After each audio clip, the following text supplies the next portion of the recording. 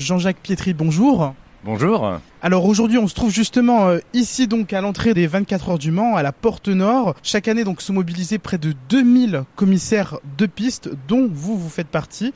Avant qu'on parle plus en détail donc du travail de commissaire de piste, est-ce que vous pouvez nous expliquer le commencement, le déclic, à quel moment les 24 heures auto ont résonné chez vous? Comment je suis arrivé à ce métier? Alors déjà j'avais un papa qui était mécanicien dans l'armée, donc j'ai toujours adoré tout ce qui touchait à la mécanique et notamment bien sûr tous les sports mécaniques, auto et moto. Et dans mon parcours, dans ma vie de tous les jours, il m'est arrivé d'être muté au Mans.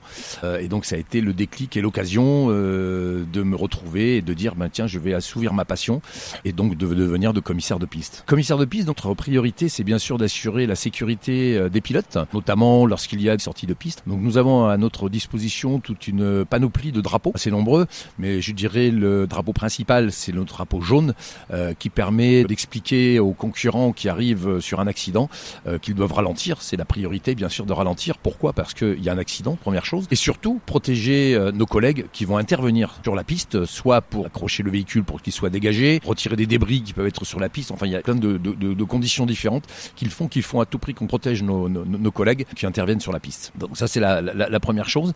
Ensuite bien sûr il y a des drapeaux qui permettent aux concurrents de savoir qu'ils vont se faire doubler, ce qu'on appelle le drapeau bleu dans notre jargon.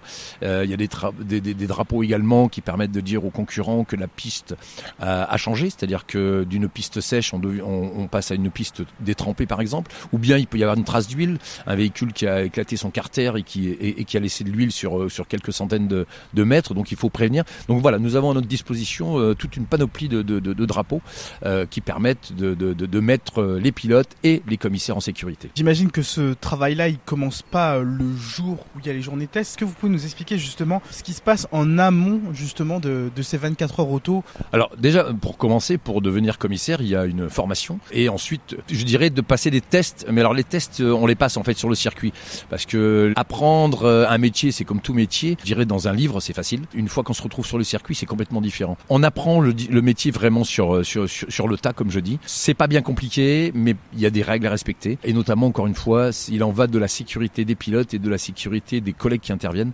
Donc notre priorité, c'est avant tout la sécurité. Vous dites justement qu'il y a des règles, lesquelles? Il y a des règles pour les pilotes. Ils sont astreints à respecter des limitations de vitesse lorsqu'on leur demande de respecter la limitation de vitesse lorsque les commissaires interviennent. Il y a également des règles pour savoir à quoi sert chaque drapeau. Il y a vraiment des drapeaux sur lesquels on n'a pas le droit de se tromper. C'est surtout au niveau d'intervention que ça a des conséquences. Votre mission en tant que commissaire de piste, vous devez aussi vous adapter en quelque sorte, c'est-à-dire que si le jour J de la course il pleut, comment vous faites-vous pour vous adapter justement aux conditions météorologiques? Alors on a rarement les 24 heures du Mans sans pluie et avec des spécificités sur le grand circuit du Mans. C'est que le circuit, comme je disais, fait au-delà de 13 km et donc il peut y avoir des virages ou enfin des parties du circuit où il tombe des cordes, il y a une averse et le reste du circuit est très sec. Donc déjà pour les concurrents c'est extrêmement difficile parce qu'il faut un choix de pneus. On l'a vu pendant le centenaire l'année dernière où il y a eu de très gros orages sur une partie du circuit et donc bien sûr les pilotes n'étaient pas partis avec les pneus adéquats, ce qu'on appelle chez nous les pneus pluie.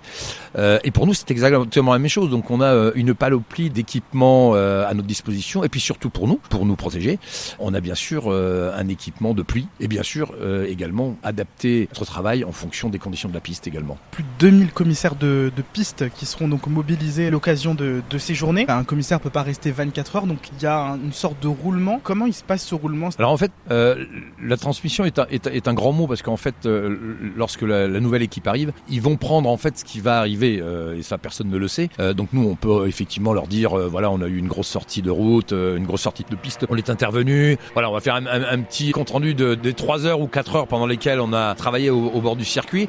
Après transmission, il n'y a pas vraiment une transmission.